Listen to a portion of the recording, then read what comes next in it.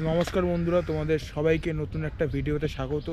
আমি সুজন। তো এখন আমি দাঁড়িয়ে আছি হচ্ছে, আজকে টাইটেল অ্যান্ড থাম্বনেল থেকে বুঝে গেছে তোমরা যে আজকে কোন জায়গার উপরে ভিডিও করতে চলেছি। তো আজকে কিন্তু আমি চলে এসেছি ইকো আরবান ভিলেজে, যেটা কিন্তু অবস্থিত নিউ টাউনে।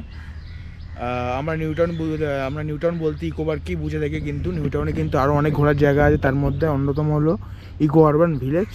তোমরা এখানে কীভাবে আসবে, কত টাকা এন্ট্রি ফি, টাইমিংস কী আছে, সমস্ত তথ্য কিন্তু ভিডিওতে থাকছে। অবশ্যই ভিডিওটা শেষ পর্যন্ত দেখো, আর আশা করি তোমাদের কোনো রকম ডাউট থাকবে না। আর যদি কোনো রকম কোশ্চেন থাকে তাহলে অবশ্যই কমেন্টে করো। তো চলো গিয়ে এখন টিকিট কাটতে হবে। এখানে এন্ট্রি ফি আছে কিন্তু, আর নিয়মাবলী কিন্তু আছে, তোমাদের সব গিয়ে সামনে গিয়ে দেখাচ্ছি। আর আমাদের কিন্তু টোটো এখানে নামিয়ে দিল। তো তোমরা কীভাবে আসবে না আসবে সব আমি বলে দেবো। আর তারা কি নিজস্ব গাড়িতে আসো তাহলে কিন্তু ওই যে পার্কিংয়ের জায়গা, ওখানে এখানে পার্কিংয়ের জন্য কিন্তু টাকা নেওয়া হয়। ওখানে তোমরা পার্কিং করতে পারবে, 4 চাকা বা 2 চাকা বা বাসে করে আসলে যারা পিকনিক করতে আসবে। আর এখানে কিন্তু সাইকেল কিন্তু ভাড়া দেওয়া হয়, দেখতে পাচ্ছ। এই দেখো, চাটও করে দেওয়া আছে। চলো এখন বেশি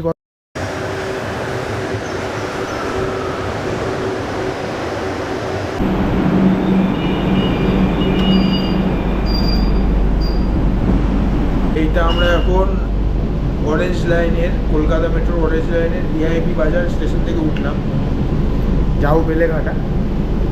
তো আমরা আজকে যাচ্ছি হচ্ছে নিউ টাউন। তো বেলেঘাটা নেমে ওখান থেকে আবার বাসে করে যাবো। তো এখনও তো পুরো কাজ মেট্রো শেষ হয়নি বলে কিন্তু পুরো একদম মেট্রো করেই যাওয়া যাবে ইকো পার্ক পর্যন্ত। পুরো বন্ধুরা মেট্রো কিন্তু ফাঁকা। এবার প্রথমে জেনে নেওয়া যাক আপনারা কীভাবে এই ইকো আরবান ভিলেজে পৌঁছাবেন। এখানে আসতে হলে সর্বপ্রথম আপনাদের পৌঁছাতে হবে ইকো পার্ক 4 নম্বর গেট। যদি বিশ্ববাংলা গেটের দিক থেকে আসেন তাহলে বাসে করে ইকো পার্কের 4 নম্বর গেটের সামনে নেমে সাবওয়ে দিয়ে রাস্তার অপর প্রান্তে চলে আসবেন। সেখানে দেখবেন অটো স্ট্যান্ড আছে, সেই অটোগুলো কিন্তু ইকো আরবান ভিলেজ যায়। জনপ্রতি 15 টাকা ভাড়া দিয়ে কিন্তু আপনারা খুব সহজেই ইকো আরবান ভিলেজের সামনে অটো করে নেমে যেতে পারবেন। এছাড়াও যখন চিংড়িঘাটের মেট্রোর কাজ সম্পূর্ণ হয়ে যাবে তখন একদম আপনারা মেট্রোর সাহায্যেই ইকো পার্ক 4 নম্বর গেটের কাছে চলে আসতে পারবেন। এই হলো বেলেঘাটা মেট্রো স্টেশনের ফ্রন্ট গেট, দেখতে পাচ্ছ। আমরা 2 নম্বর গেট দিয়ে বেরোলাম।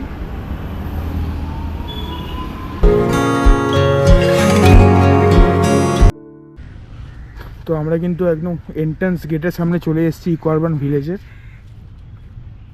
এখন ইকো আরবান ভিলেজের গেটের সামনে, দেখতে পাচ্ছ। এই যে রুলস অ্যান্ড রেগুলেশনস। এখানে কিন্তু আউটসাইড ফুড নট অ্যালাউড।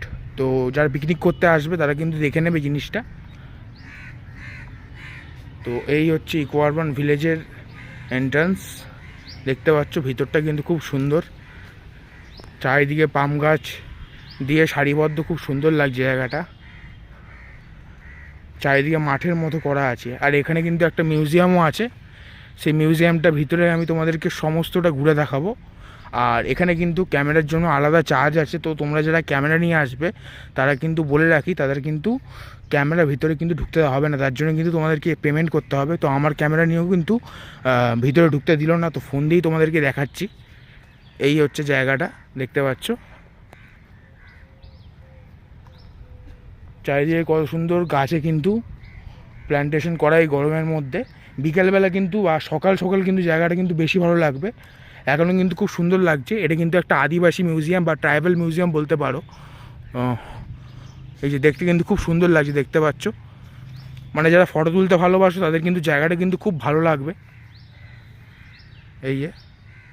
এই হলো ট্রাইবাল মিউজিয়াম, দেখতে পাচ্ছ।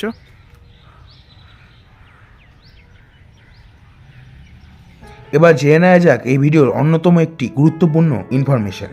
ইকো আরবান ভিলেজ কবে কবে খোলা থাকে, কটা থেকে কটা পর্যন্ত খোলা থাকে এবং কোন দিনই বা বন্ধ থাকে। ইকো আরবান ভিলেজ কিন্তু মঙ্গলবার থেকে রবিবার সকাল 9টা থেকে সন্ধ্যে 6টা পর্যন্ত খোলা থাকে। আর সোমবার কিন্তু এই জায়গাটি পুরোপুরি বন্ধ থাকে। তো বন্ধুরা, আমরা কিন্তু চলে এসেছি ইকো আরবান ভিলেজে। দেখতে পাচ্ছ চারিদিকে কিন্তু খুব সুন্দর করে ডেকোরেশন করা। আর আমার কিন্তু জায়গাটার পরিবেশটা কিন্তু খুব সুন্দর লাগছে। তোমরা চাইলে একটি বেলা বা একটি দিন সময় করে কিন্তু এখানে ঘুরে আসতে পারো। আমাদের বাড়ি থেকে অনেকটাই ডিস্টেন্স। তো ভিতরটা ঘুরে একদম ভালো মতো দেখাচ্ছি তোমাদেরকে। ট্রাইবাল মিউজিয়াম বলো, এই পাশে একটা ঝিল আছে, খুব সুন্দর কিন্তু, ওইটা কিন্তু ঘুরে দেখাবো তোমাদেরকে। এখন কিন্তু আমি দাঁড়িয়ে আছি একদম গেটের সামনে, খুব সুন্দর কিন্তু একটা জায়গা। ট্রাইবাল আদিবাসী, ভারতবর্ষের যে সমস্ত আদিবাসী আছে তাদের সবার কিন্তু এখানে বিবৃতি, ছবি, স্ট্রাকচার বিভিন্ন কিছু যে রাখা আছে ভিতরটায়, খুব সুন্দর কিন্তু একটা জায়গা। আর আমাকে তো ক্যামেরা নিয়ে ঢুকতে দিল না, ক্যামেরা নিয়ে বারণ করলো, ক্যামেরা জমা দিয়ে এসেছি। তো এখন চলো চারিদিকটা ঘুরে দেখাবো। এই হচ্ছে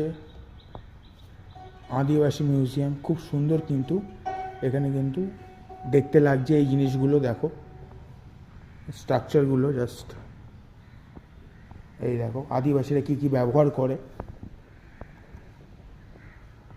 এই যে বিভিন্ন ধরনের মুখোশ এখানে রাখা আছে, ছবি রাখা আছে।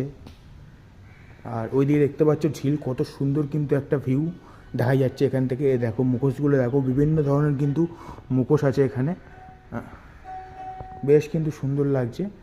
আর এখানে কিন্তু ডু নট টাচ, এখানে কিন্তু হাত দেওয়া নিষেধ, এগুলোতে হাত দেবে না, এমনি দেখবে। এখানে কিন্তু লেখা আছে এই যে tribal women in the nature, বিভিন্ন কিন্তু স্ট্রাকচারের বিভিন্ন নিচে কিন্তু প্রত্যেকটা জিনিস কিন্তু লেখা আছে। Wild life, tribal form, nature, the buffalo, এরকম কিন্তু deep forest, fish in a point, সব কিছু কিন্তু এখানে কিন্তু দেওয়া আছে। আর ভিতরে কিন্তু এটা কিন্তু খোলা, ঠিক আছে, মানে ভিতরে কিন্তু এসি নেই, এমনি খোলা। আর এখানে দেখতে পাচ্ছ বিভিন্ন ধরনের ছবি আছে। আর এদিকে দেখো, এদিকে একটা স্ট্রাকচার আছে, এই যে দেখতে পাচ্ছ, এটা সরিয়ে, এই যে ভারতবর্ষে কী কী আদিবাসী আছে, তাদের নাম কি, এই দেখো সব কিন্তু লেখা আছে। The Bhil tribe, the Angami tribe, the Munda tribe, the Kodava tribe, এই দেখো কত ধরনের কিন্তু আদিবাসী আছে এখানে, কিন্তু আমাদের পুরো বর্ণনা করে দেওয়া আছে এখানে খুব সুন্দর করে। এই যে দ্য গ্রেট আন্দামানিজ ট্রাইবস, মানে আন্দামান যে আদিবাসীরা থাকে তাদের সম্বন্ধে এখানে বলা আছে।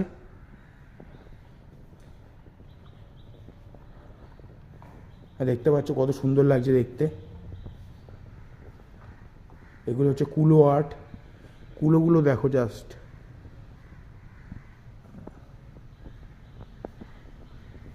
চারিদিকে এই যে উপরের ডিজাইনটা দেখো, মাছের খুব সুন্দর একটা কারুকার্য করা আছে। এই যে দ্য খাসি ট্রাইব, মানে মেঘালয় যে ট্রাইব পাওয়া যায়, এই যে খাসি, গারো খাসি আমরা নাম শুনেছি। দ্য ভুটিয়া ট্রাইব দেখতে পাচ্ছ, এই দেখো,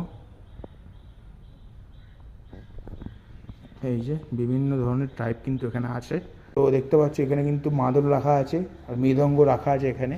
আর এখানে কিন্তু বিভিন্ন পটচিত্র কিন্তু করে রাখা আছে, খুব সুন্দর মাটির তৈরি কারুকাজ কিন্তু এখানে আসতে তোমরা দেখতে পাবে। এই দেখো সামনে এখানে কিন্তু একটা মুখোশ রাখা আছে। আর এখানে কিন্তু সিঁড়িতে তোমরা দোতলায় যেতে পারবে। তো চলো দোতলায় যাওয়া যাক। উপরেও কিন্তু বিভিন্ন দেয়ালের মধ্যে বিভিন্ন পেন্টিংস, বিভিন্ন জিনিস কিন্তু রাখা রয়েছে দেখতে পাচ্ছ। এই যে tribal art on wooden dishes, মানে আদিবাসী কারুকার্য এখানে কাঠের মধ্যে এখানে দেখানো হয়েছে। এখান থেকেও কিন্তু একটা খুব সুন্দর দৃশ্য কিন্তু বাইরে পাওয়া যাচ্ছে দেখতে পাচ্ছ। এই যে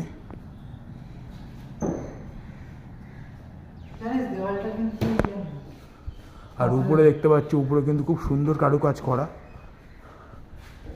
এই ছবিগুলো কিন্তু খুব সুন্দর লাগছে। এই যে mother and child, joyful nature, golden grain, tribal family,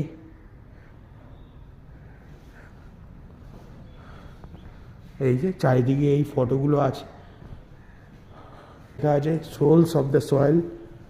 এই যে মাটির বিভিন্ন ওখানে কাজ আছে দেখতে পাচ্ছ।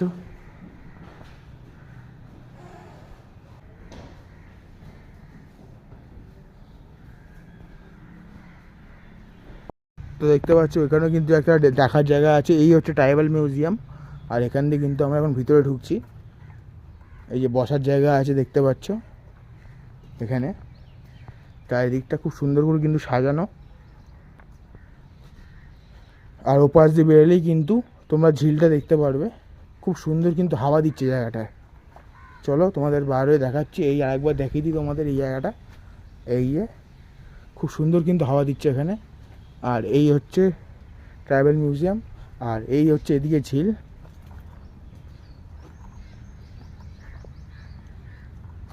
এখন কিন্তু একদম লোক নেই, বিকালবেলার দিকে হবে হয়তো।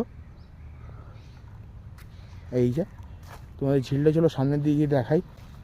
এই যে খুব সুন্দর কিন্তু এখান থেকে একটা ভিউ পাওয়া যাচ্ছে ঝিলের। এখানে কিন্তু কটেজও আছে বিভিন্ন, আর জিমের রাইডসও আছে, প্লাস বাচ্চাদের নাকরদোল্লাও আছে এই ঝিলের পাশেই একদম। তোমাদেরকে সামনে নিয়ে গিয়ে দেখাচ্ছি। আর এটা তো হচ্ছে যে ট্রাইবাল মিউজিয়াম। মেন আকর্ষণ কিন্তু এইটাই, এর আশেপাশে কিন্তু পরিবেশটা কিন্তু খুব সুন্দর। বিভিন্ন জিমেরই কিন্তু এখানে ইকুইপমেন্টস আছে, দেখতে পাচ্ছ। ফ্রিতে এসে তোমরা করতে পারবে এখানে, শুধুমাত্র 10 টাকা টিকিট কাটতে হবে এখানে ঢোকার জন্য। বাকি এগুলো করা কিন্তু একদম ফ্রি। এই যে হাওয়া দিচ্ছে কি সুন্দর, এখানে কিন্তু তোমরা জিম করতে পারবে।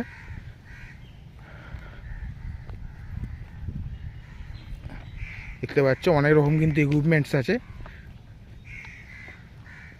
একটা ওপেন জিম, চারিদিকের পরিবেশটা দেখো কতটা সুন্দর। এই যে আউটডোর জিম এখানে লেখাও আছে। এই হচ্ছে ট্রাইবাল মিউজিয়াম, আর ওইদিকে তোমাদের লেকটা ঘুরিয়ে নিয়ে আসলাম। খুব সুন্দর করে কিন্তু এখান দিয়ে ফুল দিয়ে সাজানো। আর চলো এখানে কটেজগুলো তোমাদেরকে ঘুরিয়ে নিয়ে আসি। তো এইদিকে দেখতে পাচ্ছ এখানে কিন্তু কটেজ আছে বিভিন্ন। এই হচ্ছে পুরো জায়গাটা, আর এই হচ্ছে কটেজটা কিন্তু খুব সুন্দর করে সাজানো।